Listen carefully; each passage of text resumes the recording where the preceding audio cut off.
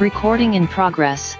Hello, everybody out there in podcast land, all the podlings, all the brainiacs, all the people out there who listen to this show. Grateful to have you here and grateful to be here today with Mel Schwartz. I was lucky enough to be contacted and get some information about you as we were setting these things up, and I'm super excited. Mel is a psychotherapist and also an author of The Possibility Principle, and you have a very unique approach that I'm super jazzed to talk about. In that you use principles of physics and quantum physics and combine those with psychotherapy. I'm going to link your TED Talk and things to the show notes, so people should really go watch that as well. But why do that right when we have you live right here? So Mel, thank you so much for being here today, first of all. Thank you for having me, Dwight. Looking forward to chatting with you. Tell people a little bit about who you are. I always like to let people know how we got into such a seedy business as trying to help people. What happened? How did you get here? Well, that's a great question. I was approaching the age of 40, and I was living the life I thought I should be living. I was in business, not psychotherapy. I was making a very good living. I was driving home from my office in Midtown Manhattan to my home in the suburbs, and I had a thought. The thought was, when I was in college, I had promised myself I was going to have great meaning and purpose in my life. Now, 20 years later, I thought, well, I've got the big house, the kids, the successful business, but you know what? The meaning and the purpose aren't there. And I thought, I don't want to do this for the rest of my life. By the time I got home, I said to my former soon-to-be ex-wife, I said, I think I'm going to close the business. And she said, what do you mean? What are you going to do? I said, I don't know. But I was excited by possibilities. And I began to think about what I really enjoy doing. What I really enjoy doing is helping people think differently, get insights, mixing it up. And I thought, what would that look like? So by the morning, I thought, I'm going to apply to graduate school, and I'm going to become a psychotherapist. I can write books, I can give talks, but I didn't know a thing about the field of psychotherapy. I had done a little therapy, but I couldn't say it was a calling. But for me, fortunately, it turned out to be. But I never followed anything they taught me in graduate school because I thought it was an outmoded way of thinking. It's what I would call 17th century reductionist thinking, Newtonian, about objectivity. And my new way of thinking was different. Yeah. I started reading quantum physics. And by the way, when I say quantum physics, I don't get the science. I just mean the principles. Yeah. And the principles were reality is uncertain. And I thought, but in our lives, we seek certainty, but we can't succeed at that. So if we're seeking what we can't get, we're going to be anxious. Anxiety is due to seeking certainty when reality is uncertain. So I turned that around. I thought, well, if reality is uncertain, what if I learn to embrace uncertainty? So making that career shift was my first embrace of uncertainty, bringing a new possibility into my life. Yeah. So over time, I looked at these principles in quantum physics, inseparability. Reality appears to be one inseparable whole. There is no separation, even though our mind constructs separation. I thought, wow, if inseparability is reality, then compassion and harmony and love would be second nature because we are actually all as one, just like the golden rule. So I took these principles and I started to apply them to my practice. And I'm writing an article right now, which is called Asking, how does that make you feel? That's not enough. That's what's typically done in therapy, right? Sure. How does that make you feel? But I like to teach. I like to help people find a new game plan for life, wisdom. So that's what brought me here. In a very long-winded response to you, Dwight, that's what got me where I am. No, not long-winded at all. I think, well, it'd be really weird if somebody had a super short answer to that question, I guess. I'd almost be like, well, why didn't you answer the question?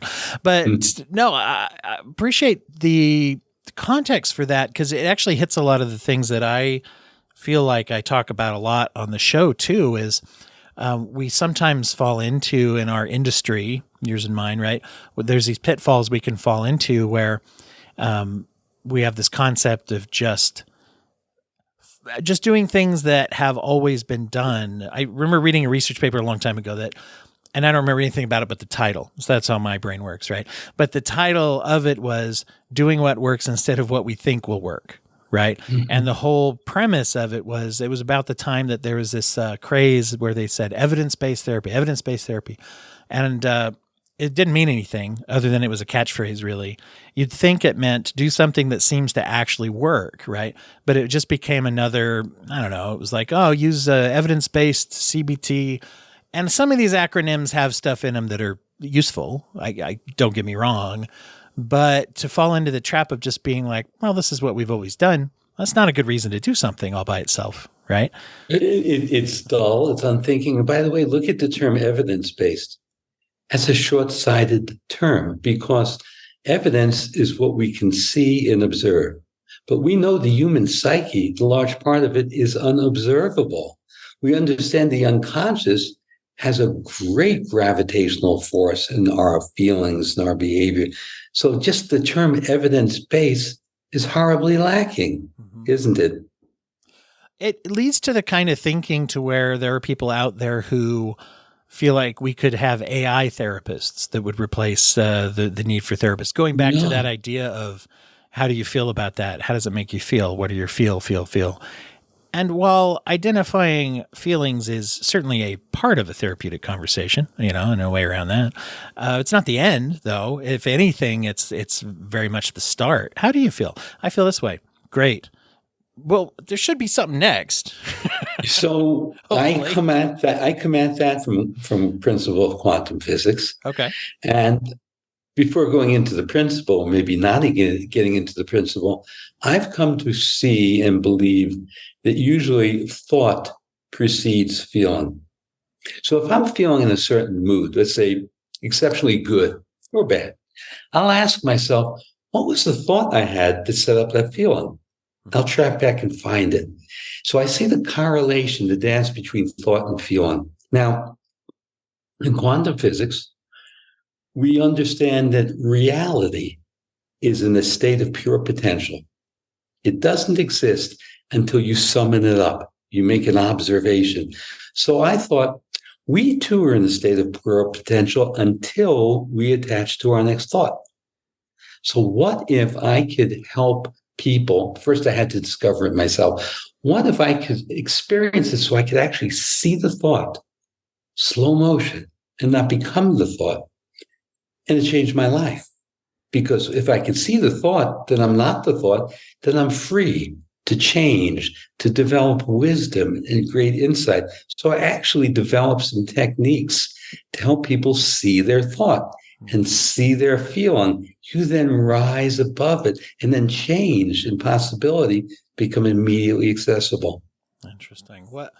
So do you find that you embrace more of an idea of leaning in rather than pulling back or running away from, distracting from the... Absolutely. I have a podcast. My podcast is called the Possibility Podcast. And I have an entire episode on leaning in. I call it a martial art. When you lean in, you're not defensive and you're reactive. And you're not reactive. And it's embracing a vulnerability, but I use the word vulnerable in a powerful way. So if somebody makes a critical comment to you, lean in with curiosity and say, tell me about that. I didn't see that myself, but that's powerful. Yeah. Instead of being back on your heels and saying, oh, that's not true. Mm-hmm. I'll say his name. I don't mind sharing this because he shared it on the podcast. A colleague of mine, Mike Fitch, who, if you go back in the archives, anybody out there, if you go back far enough, Mike has moved since, but he used to co-host with me a lot. And he shared this story once about vulnerability of when he got into an argument with his father as a teenager, right? And so they're arguing or whatever. And at some point, the heated discussion, he lets loose on his dad and he says a bunch of stuff. And he says, like, I hate you. And he said that his dad totally shocked him by taking a step back and saying, well, that really hurts my feelings.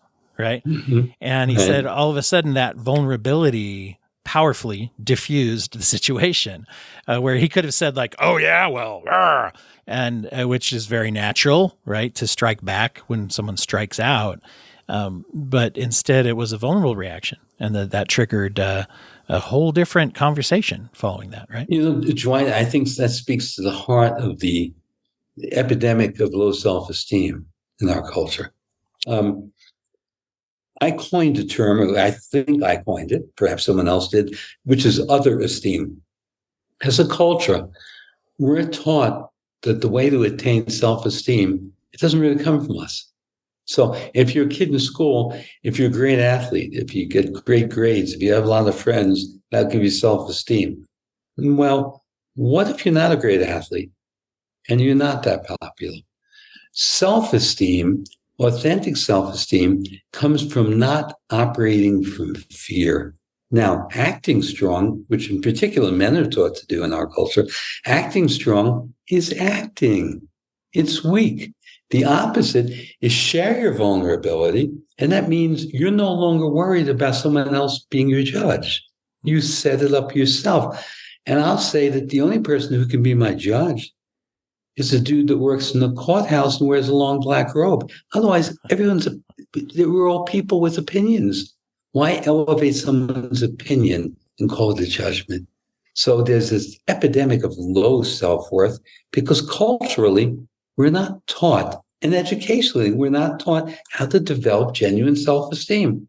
And I think low self-esteem lies underneath a lot of disorders like anxiety and depression. But low self-esteem, as you know, is not a DSM diagnosis. So nobody is talking about it. Yeah. No, and in fact, when we do, it becomes one of those things that is viewed almost as one of those cliche, hippy-dippy therapist things, right? It was like, oh, self-esteem. And it's a little bit less out of vogue now. When I was going to graduate school, though, there was a lot of talk about alternate ways of saying that because self-esteem is so whatever, and it was treated by a lot of people as something kind of froofy and hard to define and this and that. And instead of what you're describing is more bearing down on this and saying, no, this is actually an underlying problem that exists very powerful. Yeah, look, the primary relationship in your life is with yourself. Now, what do you think of yourself? How do you feel? Can you navigate life without too much fear? So the fear of what I think someone else thinks of me. Notice what I said. People say, I'm afraid of what they think, but we don't know what they think. You're afraid of what you think they think of you. How can that be a sensible way of living your life? So all this common sense that we follow doesn't really work out. I'm working on a new book, which is called Uncommon Sense. Because common sense, how's that working out? There's too much fear in our lives, fear of what other people think. But my genuine relationship with myself needs to be key. That doesn't mean I'm insensitive or callous or uncaring about other people, but it means I'm not in a precarious place where I'm worried about what I say or don't say. I'm true to myself. Mm-hmm. Do you see that, as you mentioned, pushback from people? As you mentioned, like that it doesn't mean I'm callous just because other people can't or I don't want them to control, and I don't want to give that control to them. Do you find that? Do people push back on that in the sense of like, oh, well, if I didn't care what people thought, then that would be, it would all collapse or something? Yeah. So what I try to teach people in that case, Dwight, is that I don't say you shouldn't care what someone thinks, but you shouldn't subordinate yourself out of fear of what they think. You see, it's more nuanced than that. Please, I love to hear what you think, but that doesn't mean I'm afraid of you thinking critically of me. You have the right to think critically of me, just as I have the right to think critically of you. Yeah. I like to think of it sometimes as we try to do the communication work for other people when we project, right? When we project and we say, oh, I think they think this, and I think they probably want me to do this. So I'm either going to try to do that or I'm going to rebel against it. Or all of a sudden I'm making decisions based off of a thing that I think they think. And here's the tricky bit. The tricky bit is that as we get to know people pretty well, we're probably right quite a bit of the time. And when we're right often, we think we're right always. And when we're right often, we also assume that it matters. If I think you think this, then I've got to react to it. When as a matter of fact, even if you do think it, you haven't told me. I'm doing your job for you. Yeah, I think you're absolutely correct. And that's a really, really important insight that you have there. So we operate from assumptions. One of the skills I've developed that I enjoy is really around what I call shared meaning. So I will socially be with a couple of people and they're having a conversation with each other. And I realize they think they're talking about the same thing, but they're not. Their conversation is actually derailed. They're talking about two different things because they don't have shared meaning. Shared meaning is she says to him, you don't know how to be intimate. So he should be saying, well, first, before I respond, tell me what you mean by the word intimate. So we're on the same page. Instead, I don't know how to be intimate. Are you kidding? You're the one with the problem. They're off to a battle. No one is defined the word. We need shared meaning. And shared meaning is respectful. So if you say to somebody, you're so judgmental and critical of me, it really hurts my feelings. Okay, please help me understand. What do you mean by critical? What does that look like? We need shared meaning in communication. When I look at communication today amongst people, politicians, or talking heads on TV, it's bereft. There is no congruent shared meaning. It's like whack-a-mole, but there's no meaning coming out of the discourse. No. With the biggest difference being actual whack-a-mole is a lot more fun. And yes, at least get those little tickets. And if you get 1 million of them, you can get a mustache comb or something. Yeah. I'm curious your thoughts on tying what you're saying now to, you had brought up earlier, this inseparability and how, if I understood you correctly, that the sort of our natural state is more of a communal kindness, reaching out. That's more of where we want to be. And yet at the same time, we have those struggles. Is that just a breakdown of the way we relate to ourselves? Is it anxiety? Is it fear? What kind of things make us go so I think this is singularly a vitally important point that you're raising. I think that most of the harm that does us as a species, as human race, is we live in the illusion of separation. Now, I call it the illusion. It comes from 17th century thinkers, Sir Isaac Newton and René Descartes. So Newton told us that reality is like a giant machine. Descartes said it was a giant clock comprised of separate, discrete parts. Well, we became those separate parts in the machine, but separate, it requires force to get the parts moving. Now, quantum physics discovered, going back to 1935, a great debate with Albert Einstein and another titan called Niels Bohr. Oh, wow. A thought experiment. Yeah. So I'll tell you about it. Particles, when they have a shared state, they're called entangled. They are as one, oneness. The thought debate was, if you take those particles and you separate them by a great distance, and you change the spin of one, what will happen to the other one half a universe away? Both physicists agree the other one will change its spin because as shared particles, they have opposite spins. But the question is, how long would it take? Einstein says, well, a signal will be sent, but nothing travels faster than the speed of light. So we can calculate. Niels Bohr says, no signal. Reality is as one. There's no signal necessary.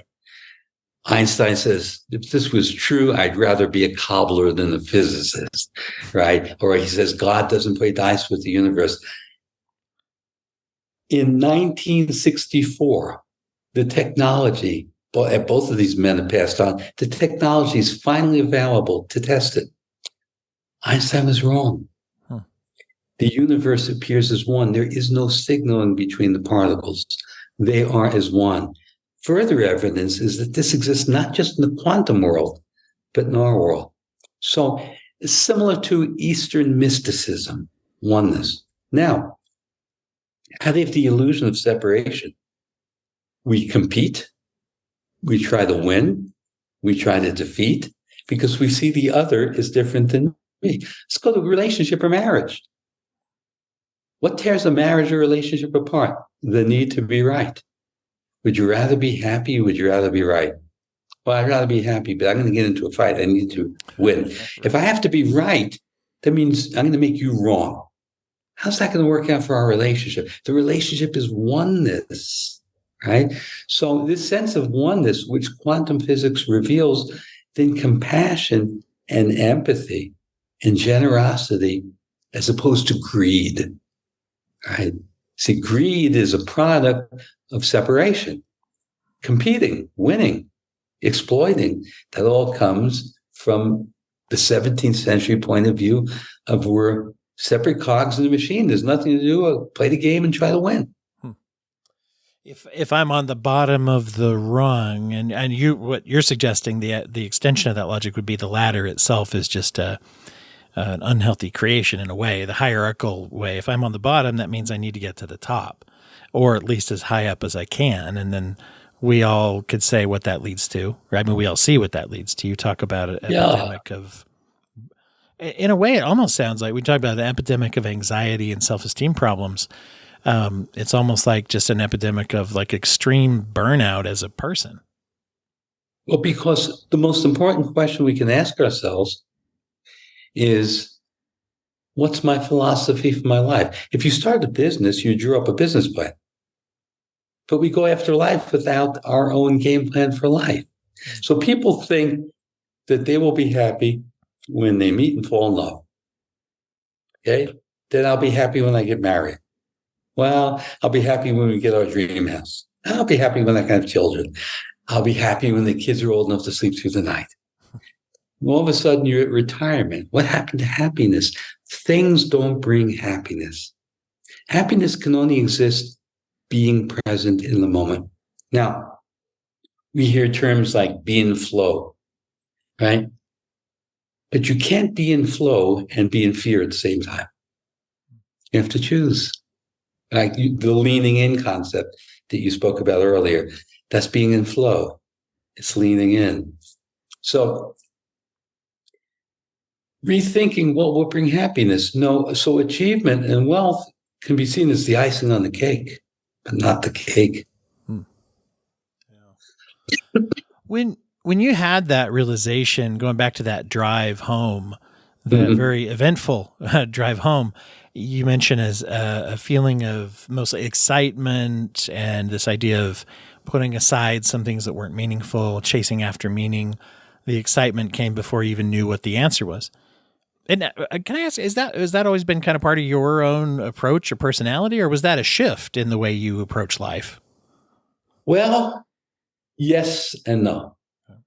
I was always a person who would think, why can't I? As opposed to why I can't. But there was something in this process that was profound for me. So within the day or two after I decided to go to grad school, I, of course, had reasonable considerations. How am I going to support my family? What are the changes going to be in our lives? And I did what we usually do. I hesitated because I had a fear of the consequences. But then, in a very insightful moment in my life, I thought, but I should have a fear about the consequences of not doing something. If I don't do this, I could become depressed. So as a culture, we fear the consequences of what we do, our decisions. That fear just constricts us. I should have a fear of not doing something. That has consequences. So I started to realize that I could learn to think differently. And in my practice, in my development, that's why I never read anything in the field of psychology. Ever. That doesn't excite me. I only read books that I don't sufficiently understand to begin with, because that's my learning process. Okay. So I'll read quantum physics. I'll read philosophy. I'll circle this and I'll circle that and I'll underline this and I'll say, well, if this is true in philosophy and that's true in physics, what happens if I combine them? And I do that. And it's like an alchemy for me. It's a creative process. So for me, I don't believe in separate disciplines. Separate disciplines are just our thought made this stuff up. History, social studies, economics, they're all different aspects, but they're not truly separate. And when we separate things out, our mind tricks us. So I've learned since the age of 40, because I was not like this before. I was a regular guy. Mm-hmm. I was an average student at best. I didn't run deep. And all of a sudden, wow, something happened. So I realized possibilities, that we are not imprinted in a certain way. So I was giving a talk shortly after I became a therapist. I'd written my first book, and I was invited to give the talk at Yale. I was feeling pretty full of myself. Right? It's a hell of an invitation. Right? And I'm sitting there. After the talk, my mother comes over, and she's quite an elderly woman at that point. She has tears in her eyes, and she says, I don't understand. Oh, how did you become this person? And I thought, it's all about potential and possibilities. We don't know. We restrict ourselves, right? And even in terms of intelligence, I thought I'm not suggesting I have a superior intelligence, but I always thought I was average-minded. But I wasn't. I removed my own restrictions and said, what if? You see, we've lost a sense of wonder in our culture. We don't wonder anymore. You show me someone who has wonder and curiosity, they won't be depressed. But we don't honor wonder anymore. Well, that's the part that can sometimes be hard. And I think that's one of the reasons why you see people with more creative personalities, artists and performers, and even people who do whatever they do to create or to create art and things. They have the reputation is that type of personality lends itself to extreme moods, to depression, to those kinds of things. I think it has more to do with what you said. It's the shaming and the lack of value we place on that teaches people that it's not okay to be the way you are. If you draw a picture when you're a little kid, hey, great, good for you. And, oh, wow, it might even be quite good. But then if you start drawing something, later on, at some point, it's like, well, I mean, a lot of people would look at that and say, if you haven't monetized it, and heaven forbid you want to do that for a living or something. And there's just all these things that the shame starts to pile on. And I think that being shoved into the expectation of a non-creative or non-artistic or whatever it is that we are, right? Yes. Or even if we're in a field, and I've known tons of people, I'll use, let's say someone who's an accountant. An accountant can be quite creative. Now, they don't want to be too creative in certain ways because that, they go to jail, but they can be creative in how they solve problems and approach things. But what are people in that line of work told again and again and again is they're not a creative, right? That's right. So we're shoved into some of these boxes. That's where I think some of that depression comes from, is the rejection of the core self of who we want. Yes, I agree with you. And so we're shoved into boxes and we compartmentalize ourselves, right? But the problem is the way we operate as a culture, which is curiosity. Could you imagine a classroom where the students weren't graded for getting the right answer, but the students were graded for asking the best question? Now, everybody would be aligned. A teacher asks a question, you think you have the answer, the kid's hand goes up. It's boring, it's dull. Imagine grading kids by asking the best question. The best question doesn't have an answer. It gets us all thinking. We have to embrace not knowing. We have to embrace confusion. But you see, there is shame in our culture about not knowing, right? People avoid it. They think they're fearful. What will they think of me? I'm stupid. I'm ignorant. Not knowing is the pathway to knowing. I have to embrace not knowing to break through and know. Is that why you were excited when you knew that there was going to be a change, but you didn't know what it was yet? You were already starting to feel the excitement of not knowing. Very much so. I see. It was thrill is the right word, but I knew, probably based on my personality type, that I was not going to be content being a traditional therapist, so to speak. Mm-hmm. I needed to find another way, a way that resonated with me. When people would ask me, where were you trained? I'd say, trained? I'm not an animal in the zoo. Why would I want to be trained? I want to keep my mind as open as I can. Training is a singular narrowing of the mind view. No thanks. I want my mind open, and I want to be able to rethink and reconsider and change my mind. So that's interesting. It brings up I just barely did an interview with Valerie Probstfield as a therapist who does some podcasting and things too. We just had a recording a little while ago, so it's kind of fresh in my mind. But she does a lot about motherhood, and she used this specifically with motherhood, but applies to all kinds of roles in our life. Do we look at a role as a noun or a verb? Is it like, and in our industry, it's rife with this. I'm a therapist. That's my identity. And it's more like, to me, it reminds me of the role you play being a verb. I'm doing therapy. And how do I do therapy? That's, it's not like, I am this thing and I have to, then all of a sudden there's weird expectations that maybe come with that. Instead of being like, yeah. And I think it's great to draw inspiration from lots of different sources, particularly because a lot of the information that is really, really helpful, take somebody who wants to learn about mindfulness. Yeah, you Google it. And I can share a lot about mindfulness with a client, but they can Google it and find out a lot more wise things than I'm going to say. But what do I bring into it is I bring in things that I assimilate. And ask my clients that I've worked with over the years how many times I've quoted The Simpsons, for example, because comedy and some of those kinds of things in fiction speaks fairly loudly to me. And I get insights in that realm that I don't get by reading a textbook or something, right? So drawing that inspiration from other sources and letting a little bit of you and what speaks to you come into the interactions with people, I think it's very powerful. I think it's very. I agree completely. And by the way, when people ask me what I do, meaning for a living, I'm almost reluctant to say I'm a therapist because it sets up a mind speak about what a therapist is. See, coming back to words, Newton's worldview, which I've done so much work on trying to transcend it, is about a worldview of fixed objective reality. Mm-hmm. The quantum worldview is that it's flowing, that reality is participatory making. It's making itself up, and nothing is objective. It's in flow. And I read about and came to realize that when people ask me, why is it taking us so long to shift out of the 17th century worldview into this new worldview? And my answer is 8 words. There are 8 common words that we use in virtually every sentence. And those are the to be verbs.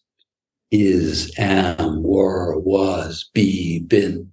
These are the only verbs that are static, inert. They're not moving. Now, every time we talk and use a to be verb, we are static and we're making objective reality. I am. That means I'm not changing. There's no flow. There's no movement. You are. So instead of saying you are in an argument, you say, may I tell you how I experience you? That could be open. But when we say you are, objective statement, done. Doesn't work. So early in my career as a therapist across the hall would say to me, can I speak to you about a client I have? Jane has ADHD. And I say, what do you mean? She has ADHD, or Jane is bipolar. I said, bipolar is a word. It's a description that a team of psychiatrists coined to describe certain behavior they think they see. As a description, no issue. But you turned it into a thing. Jane is bipolar. The is the problem. Right? Yeah. And it's ruinous in our arguments, in our discussions. It's why everything breaks down. Someone will say, change is hard. I'll have them say, I have a difficult time changing. Now I take ownership of it. Well, let's look at what we can do differently. Change is hard. Where are you going to go with that? So these words restrict our growth and our movement. and keep us stuck in 17th century thinking. I've been called on that before, describing my own bipolarity, my own bipolar diagnosis. My prescriber did that to me once, right? Just that sort of cultural shorthand snuck out where it was like, well, I mean, since I'm bipolar, and he's like, well, you know better because he knows me and we work in this, the same area. He's like, yeah, I don't. Well, would you let someone else do that to themselves? And I was like, oh, I didn't think about it that way, but you're right. It's this label that I was putting that on myself, right? And I might be more cognizant of that when I'm working with a client and say, well, what's that label mean? And why are we calling ourselves that? But yet did it to myself. Right. That's right. I'd love to say it was a long time ago and I've learned so much. No, but it wasn't that long ago. It was more recent. But that's the self-reflection. But the self-reflection, as you know, of course, is altogether healthy. But when it slides along the continuum to be self-critical, and I don't mean critical, like critical thinking is important. As a culture, we have lost critical thinking. So we operate from a belief. But it doesn't work out. So do we go back to the belief and say, well, that belief isn't working out. Why am I adhering to that belief? There's a lack of critical thinking in our culture. I find it frightful. So critical thinking is, how did I come to that belief? What makes me think that belief is valid? It requires some scrutiny. But how many people do we know that do that? Mm-hmm. Yeah. And it occurs to me too, that one of the things where, and in your terminology too, we go against the inseparability part of our core, who we are, is when we also put that out at others. If it's a bad thing for me to label myself that way and look at me as that's my whole person, how much worse than, or equally, I don't know, I don't want to compare it, but it's also bad to throw that at other people. Right. I mean, you mentioned we're staffing a client here. We say, well, she or he's bipolar, they're autistic, they're this, they're that. And it's like, well, why are we doing that to them then? Instead of saying, here's the things that they struggle with or whatever. That is so. And I wrote an article, I called it Diagnosis Madness, which is that the DSM needs a diagnosis. The diagnosis is they forgot that they made all this stuff up and they're just descriptions. And then we think of it as real. Now, I learned that from philosophy. It's called reification. Reification is my mind makes something up, which can be productive and inventive. But then I forgot I made it up and I think it's real. And I understand that mind constructed. So every diagnosis we have is useful as a description, but they're not real things. Yeah. Yeah, I've always thought of diagnosis as if you put a bunch of people in a big room, and let's say it's everyone in the world, right? And I like to use eye health is a good example of this. Let's say you put everybody in a big room and you say, how well can everybody see? Well, this group of people, they seem to see things close up easier than far away. Let's call them nearsighted. These people seem to say the opposite. Let's call them farsighted. That's a word, as you put it, it's a term. We made it up to describe something.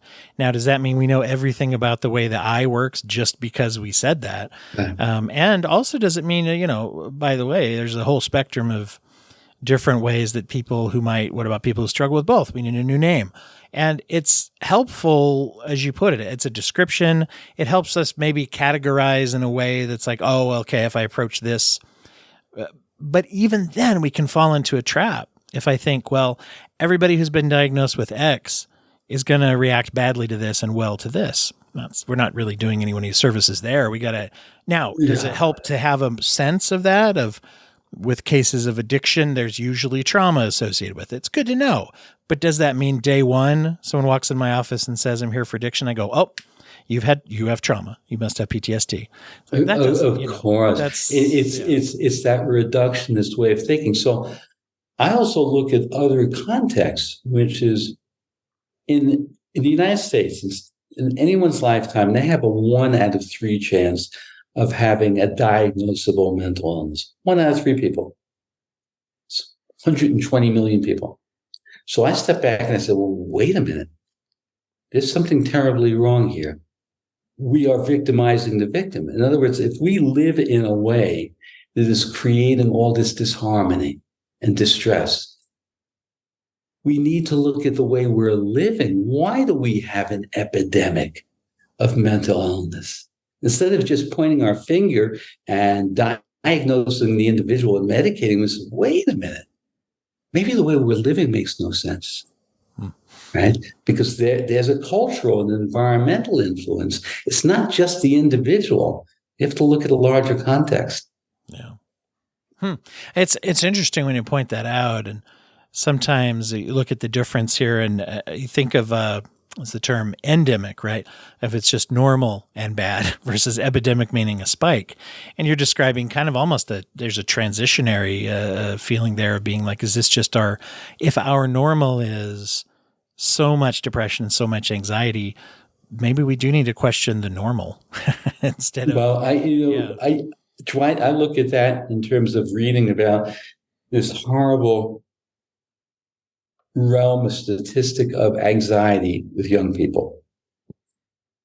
And I look at it and I say, well, it makes sense to me that they have such anxiety. Why? Well, in many parts of the country, we are stealing childhood from children. Unintentional child abuse. So that child doesn't have free time, play time, creative time, curiosity time, adventure time. Everything is scheduled. And I work with very affluent clientele, so it's even worse there. So in third grade, that kid's being groomed to get into an Ivy League school. They buckle under that pressure, right? So parents don't understand that success doesn't bring happiness. It may bring suicide if it's fostered in an unreasonable way. So why is there this outbreak of anxiety amongst kids? Because they've lost childhood. They're being treated as young adults at tender ages of being children. So I realized this before I ever became a therapist. My son comes home with his fifth grade report card. It's a bit disappointing. I give him the normal conversation. He looks at me, he says, "Dad, I'm just in fifth grade. I'm just a kid. My grades don't count. When I get to high school, I'll get on it." So I thought, he's kind of saying to me like, in baseball, in spring training, the exhibition season, you don't try to play to win, you try to get into shape. And he's saying to me, "I'm just a kid. Would you let me just be a kid?" And it just stunned me, the wisdom. I see, that was 25 years ago. Now I see this outbreak, this unintentional child abuse, where we're turning children into these robotic, calculating, acquisitive people. And by the way, there's no intellectual curiosity being developed. What grade did you get on that? What did your teacher say? Did you hand your report in? Are parents saying to kids, "What do you think about that? What are your thoughts about that?" Columbus is a hero. But if you lived in a different part of the world, Columbus would be a villain. A lot of people got slaughtered. Mm-hmm. The victors, the conquerors got to write the history book. How different would it be if the other people were? You create an intellectual curiosity. There's an absence of that. Yeah. Well, in fact, it's seen as so threatening a lot of times, Columbus is a good example. I like to play around with that once in a while and test the waters with people and say, yeah, it's Columbus Day. Yeah, that's some people, I'm not sure. He's kind of a jerk, right? Try that and see what people do, right? People, I have this sacred, view because that's what I've been told about Columbus. And I'm not trying to get all into the lost in the weeds on Columbus, but but to even suggest, right? People have such a strong reaction. And I think that our brains are so good at, whether it's confirmation bias or we just kind of repeat the cycles of what, to use your word, trained. It's interesting because, I use that word in therapy all the time when I talk about the ways that we've been from trauma or abuse or whatever, we get trained, right? The way we're treated is a training. And I like how you compared that to like an animal being trained to jump through a hoop, right? We get trained to start abusing ourselves eventually with those expectations, even when there's no one around to do it for us. And so that training comes from parents, school, the culture at large. There's this drive toward consensual reality, where people are afraid to be autonomous themselves. And that's why people are lacking in resilience. Ralph Waldo Emerson did a great piece on resilience. Resilience comes from not having to follow the path of conformity. Follow my own path. That's resilient. I like that. It's funny when you mention the achievement based kind of thing. I think that it's interesting that any of us who've been through a letter grade system growing up, right? A doesn't really stand for anything. B doesn't really stand for anything. C doesn't stand for anything. D doesn't stand for anything. And let's skip E, by the way, so that we can. This is in a field, by the way, that is professionally known for educating. We're going to skip a letter, and we all know what F stands for, right? F is a word. It's not just, it's fail. And by the way, let's get E out of there because we can't think of a properly shaming word with E. So we want to put a big red F, and we all know what it means, you know. So yeah, it is an interesting emphasis that we have to say none of the other letter grades have an automatic name. You know, C that's a good point. Yeah. Good point, Dwight. And we don't have a better word for failed, which is not yet succeeded. Sure. I didn't yet succeed. That doesn't mean I failed. Failed means game over, finished, end of the day. In education, right? Even just saying like what it really should represent. And I think, and there's plenty of good teachers who do look at it this way and try to teach students, but we use this same concept to say, instead of fail, why don't we just say like, oh, I haven't grasped that concept yet. That's what a test is supposed to measure. It's not supposed to measure if I'm a good enough person. But I think to that feeling of pressure, we tie that, and so much of it also goes into the economics of the situation, you know, to say, as college degrees became like more and more necessary for more and more jobs and more assumed, and as the cost and debt go up, and as the need for salaries increased and cost of living, also what's gone up is academic dishonesty, right? There's been these studies that have done where people cheat, but then you look at it and say, if school and education, it feels like pardon the violence of the expression, but a gun to my head. And failure is not an option if I'm going to be able to do all the things I'd like to do in my life. Well, it makes a little more sense to be a little more flexible about the ethics of that, right? And I'm just saying that leads to that. Like, you know, you throw a bunch of eggs and chocolate chips and flour in a bowl and put it in the oven, and you get cookies out and say, how did these get here? You know, that doesn't make any sense. Yeah, just an enigmatic mystery. Yeah. But that notion of fail in all aspects of life, not just a grade, it's horrific. It's damaging and punishing. I didn't yet succeed. I'll keep at it until I do. Yeah. And by the way, maybe I don't have to succeed equally at everything. Maybe it's not my thing, you know. That's okay too. But we live in this cultural drive for success. I was working years ago with a nationally seeded tennis player. And I asked him out of curiosity, you play any other sports? He said, no. I said, never? He said, never. I said, how come? He said, I just wasn't excellent in anything else. I said, so you wouldn't play a sport unless you were excellent at it? He said, yeah, of course. I said, wow. Well, as a kid, I loved playing baseball. I was just average. I imagined myself to be Mickey Mantle, but I was average. I wouldn't have given up for anything. You see how the experience becomes all consumed by the stamp of how good you are, how excellent you are. I watch guys on the golf course, recreational golfers, and they're throwing hissy fits, shit fits all over the place, throwing their clubs down. I said, you're not in the tournament. This isn't your career. Have fun. Yeah. But this drive for excellence is part of the underbelly of anxiety and depression. At least I think so. It works for me. I think so too. And I think that's what we see with a lot of people and how they're reacting to it. And are we really so far out of step with where we should be because of how we feel, or is it because of some of these things we interact with, right? And that begs that question, you know, am I insane, or am I sane in an insane place? You know, kind of a thing, right? That's how we're Well, Yeah, and ultimately, the distinction falls away, right? Because the distinction is something our mind made up, right? Right. Those are labels too.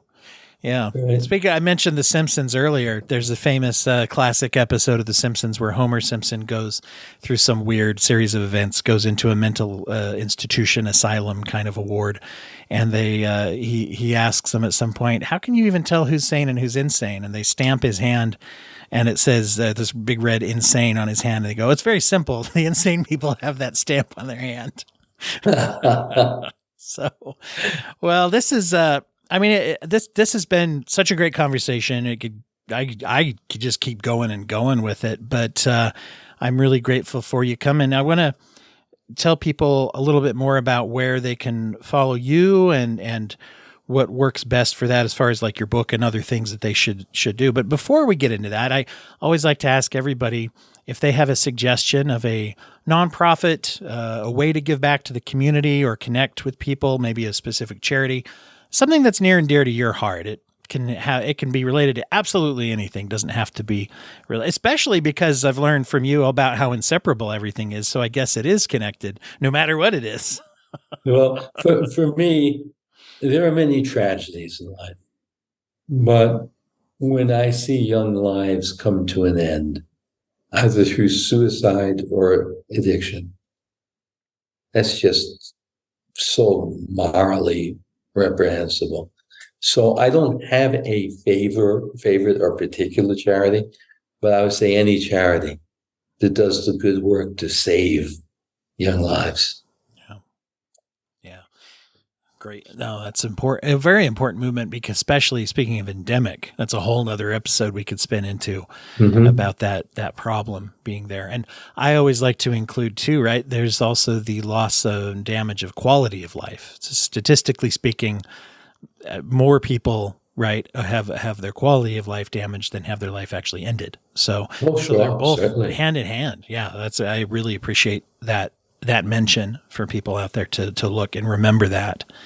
So, well, good. Well, where do people find you and how do they either participate, follow, do something with your work? Well, my website, which is my name, melschwartz.com. On my website, you can find my podcast, The Possibility Podcast, my book, The Possibility Principle, which is how quantum physics can improve your life. Over 100 articles I've written. It's a wealth of information. And I will add to anybody who's listening that I work with people globally by Zoom. I'm no longer sitting in an office. I'm available to everyone. I'm working on a new book, which is called Uncommon Sense.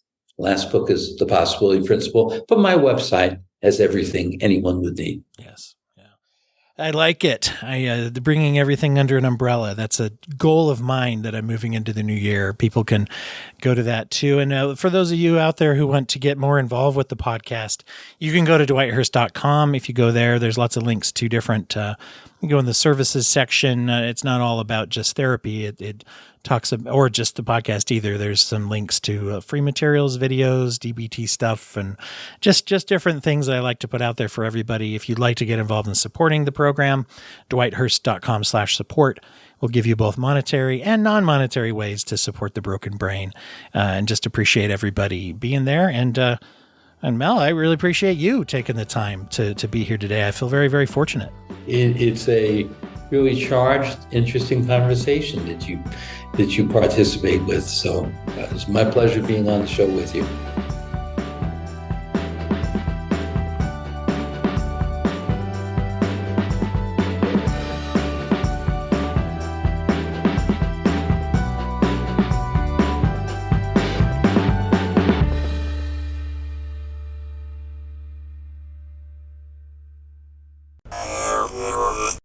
Thank you for listening to the Court and Parts Podcast Network. To listen to more Court and Parts shows, visit courtandarts.com.